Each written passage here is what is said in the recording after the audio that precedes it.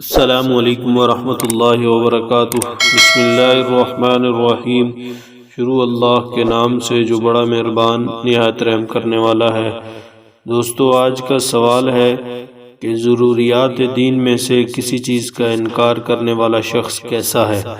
تو ضروریات دین میں سے کسی بھی چیز کا انکار کرنے والا شخص کافر ہو جاتا ہے۔ ضروریات دین کہتے کسے ہیں؟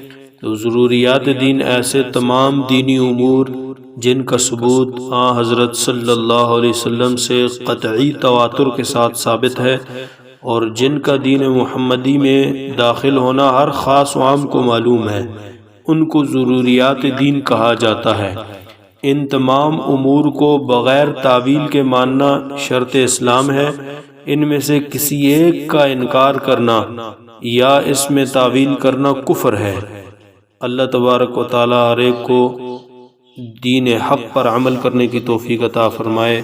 وآخر دعوانا ان الحمد للہ رب العالمین۔